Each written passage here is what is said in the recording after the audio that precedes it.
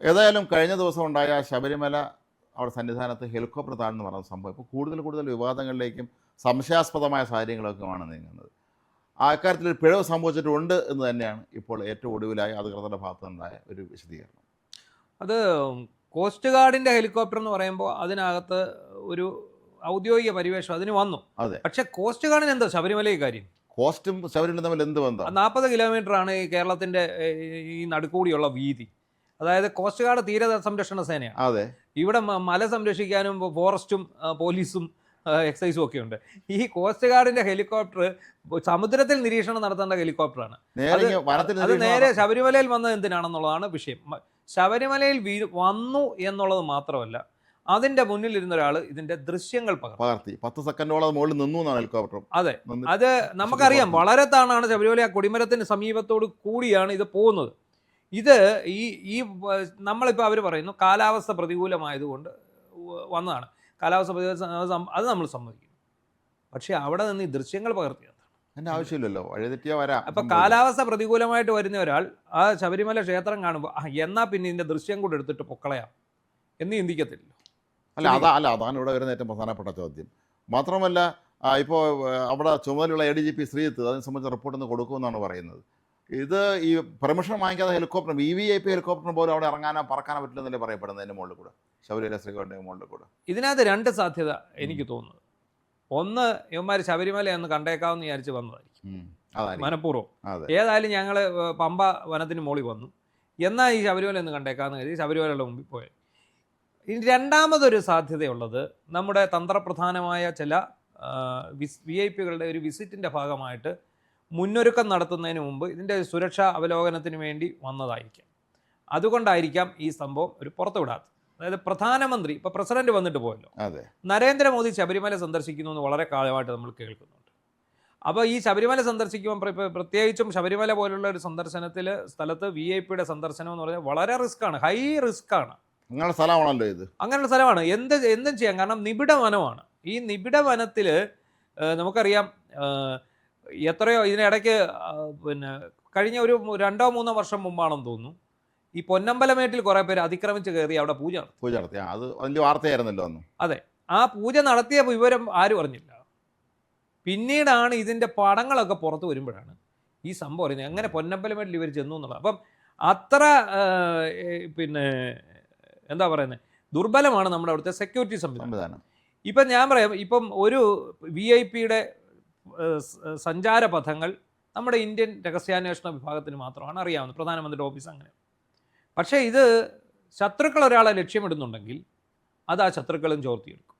അതാണ്. മാത്രമല്ല, ഇവിടെ വരുന്നൊരു ചോദ്യം, ഇനി ശരി, ഒരു VVIP വരാൻ പോകുന്നതിന് മുന്നോടിയായിട്ടാണ് ഇവർ ഈ പരിശോധന നടത്തിയെങ്കിൽ അതിന് നേരിട്ടൊന്ന് പരിശോധിക്കുക, ഹെലികോപ്റ്റർ ഒന്ന് പരിശോധിക്കേണ്ട കാര്യമില്ലല്ലോ. നമ്മുടെ കേരളത്തിലെ ഇന്റലിജൻസ് വിഭാഗത്തിന് വിവരം അറിയിച്ചാൽ അതിൻ്റെ ഒരു ജോയിൻ്റ് ഒരു അറ്റംപ്റ്റ് ആയിട്ട് ചെന്ന് അവിടെ ചെന്ന് എല്ലാം പരിശോധിക്കാമെന്നുള്ളതേ ഉള്ളൂ. ഹെലികോപ്റ്ററിൽ നിന്ന് അതിൻ്റെ പടം എടുക്കേണ്ട ആവശ്യം അവിടെ ഇല്ല എന്നുള്ളതാണ്. അത് നമ്മളീ പറഞ്ഞ തന്നെയാണ്. എനിക്ക് ഈ ആകാശ ദൃശ്യം വേണമെങ്കിൽ, ഡ്രോൺ പറത്തി വേണമെങ്കിൽ ഇവർക്ക് എടുക്കാവുന്നതേ ഉള്ളൂ. എടുക്കാവുന്നുള്ളതെന്ന് പറഞ്ഞാൽ ഇപ്പം പ്രധാനമന്ത്രി വരുന്നു, കടുത്ത സുരക്ഷ വേണം, ഒരു ആകാശ ദൃശ്യം വേണമെങ്കിൽ ഇങ്ങനെ എടുക്കാം. പക്ഷേ അതിനൊരു ഹെലികോപ്റ്റർ കൊണ്ട് ചുറ്റിക്കറങ്ങേണ്ട കാര്യം എന്താണ്? അതും ഇത്രയും താഴ്ന്നു പറന്ന് ഇത് എടുക്കണമെങ്കിൽ അത്രയും വിശാലമായ ഒരു ദൃശ്യം, അത്രയും ഇമ്പോർട്ടൻ്റ് ആയിട്ടുള്ളൊരു ദൃശ്യം കിട്ടാൻ വേണ്ടി ആയിരിക്കും ഇത് താഴേക്ക് പറത്തുന്നത്. കാരണം ശബരിമല എന്ന് നമുക്കറിയാം ഉയർന്ന പ്രദേശമാണ്, വനമേഖലയാണ്, മിക്കവാറും മൂടൽമഞ്ഞും മറ്റും. പക്ഷെ അങ്ങനെ ഒരു കാലാവസ്ഥ നിലവിൽ അവിടെ ഇല്ല. അതാണ് പരിശോധിക്കേണ്ടത്. അവിടുത്തെ കാലാവസ്ഥ എങ്ങനെയിരുന്നു? കാലാവസ്ഥ നിരീക്ഷണ കേന്ദ്രത്തിൽ ചോദിച്ചാൽ അറിയാമല്ലോ ഇവിടുത്തെ അവസ്ഥ എന്താണ്. അവിടുത്തെ ഇപ്പം ഞാൻ പറയാം, ഈ ശബരിമലയും ഗവിയും ആ മേഖലയൊക്കെ ഒറ്റ കാലാവസ്ഥയുടെ ഭാഗമാണ്. ഇടുക്കി, വണ്ടിപ്പെരിയാർ, ഇടുക്കി ആ ഒരു പർവ്വത നിര എന്ന് പറയുന്നത് ഒരേ കാലാവസ്ഥ വരുന്ന സ്ഥലങ്ങളാണ്. പെരിയാർ ടൈഗർ റിസർവാണ്. അപ്പം ഈ പറയുന്ന സ്ഥലത്ത് ഇപ്പോൾ നിലവിലെ കാലാവസ്ഥ, ഈ മഞ്ഞു മൂടിയ കാലാവസ്ഥയൊന്നും നിലവിലില്ല.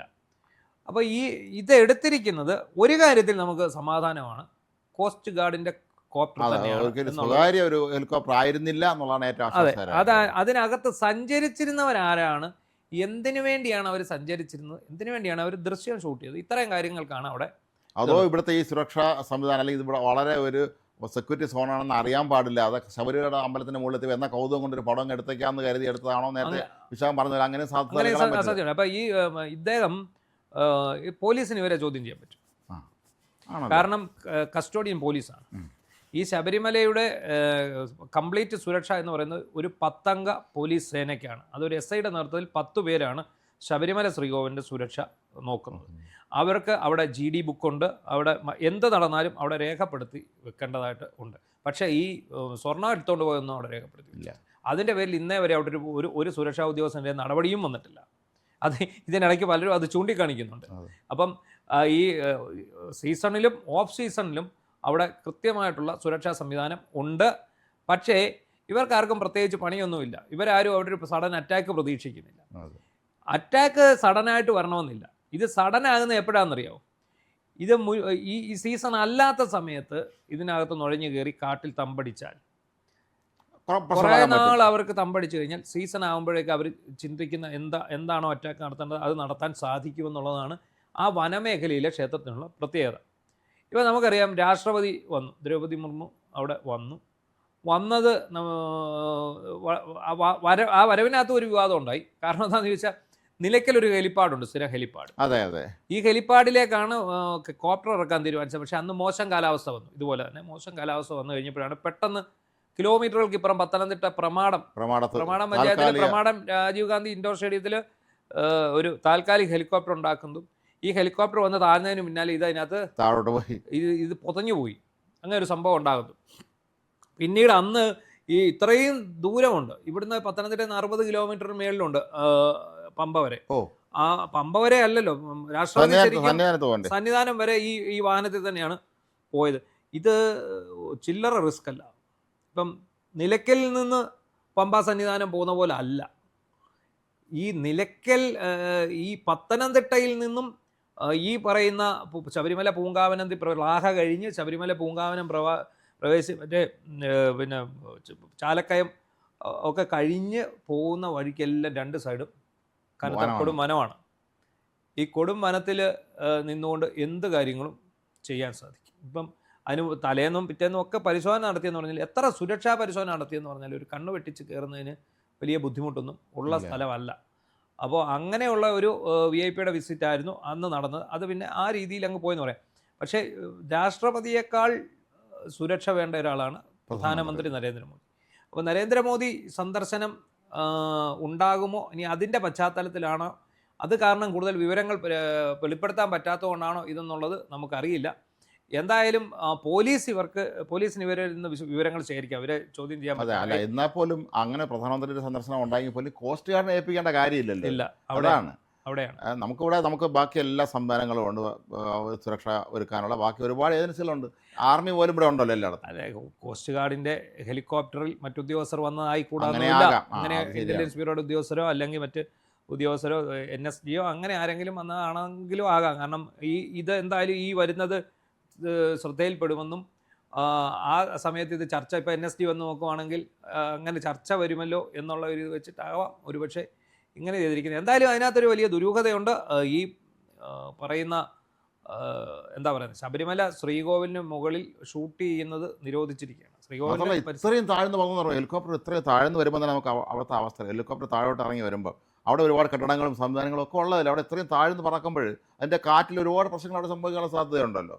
ഇനി ഒരു പക്ഷേ പിന്നെ എന്താ പറയുന്നത്, നമ്മൾ ചില കാര്യങ്ങൾ പരിശോധിക്കുമ്പോൾ ഇനി സ്വർണ്ണക്കൊടി മരത്തിൻ്റെ അളവെടുക്കാമെന്നാണോ എന്നൊക്കെ ഈ സോഷ്യൽ മീഡിയയിൽ ചോദിക്കുന്നുണ്ട്. എന്തായാലും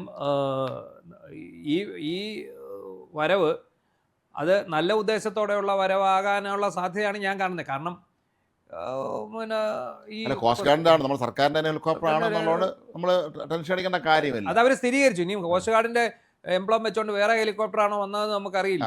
പിന്നെ മാത്രമല്ല, ഇതിൻ്റെ ATC ഉണ്ടല്ലോ, എയർ ട്രാഫിക് കൺട്രോൾ, അവിടെ അറിയാമല്ലോ ഹെലികോപ്റ്റർ എങ്ങോട്ട് പോയതാണ്, അതൊക്കെ അറിയാം. ഇത് വെറുതെ വിവാദത്തിന് കൂടുതൽ ചാടേണ്ട കാര്യമില്ല. ATC എന്തിന് പോയതാണ്, ഇവരെങ്ങോട്ടേക്ക് പോയതാണ്, ഇവർക്ക് ആ സമയത്ത് ഇവർക്ക് മോശം കാലാവസ്ഥ അനുഭവപ്പെട്ടിട്ടുണ്ടോ, ഒക്കെ ഈ എയർ ട്രാഫിക് കൺട്രോളിലേക്ക് വരുമല്ലോ. അതുകൊണ്ട് തന്നെ അതിനകത്ത് വലിയ ടെൻഷൻ അടിക്കാനുള്ള കാര്യമോ ഒന്നുമില്ല. പിന്നെ ചാനലുകൾക്കൊക്കെ ഒരു ദൃശ്യവിരുന്ന് എന്നുള്ള നിലയിൽ അവരിങ്ങനെ ചർച്ച ചെയ്ത് മുന്നോട്ട് പോകുന്നു എന്നുള്ളതേ ഉള്ളൂ. 2 ദിവസത്തിനുള്ളിൽ അതിൻ്റെ വിശദമായിട്ടുള്ള ക്ലാരിഫിക്കേഷൻ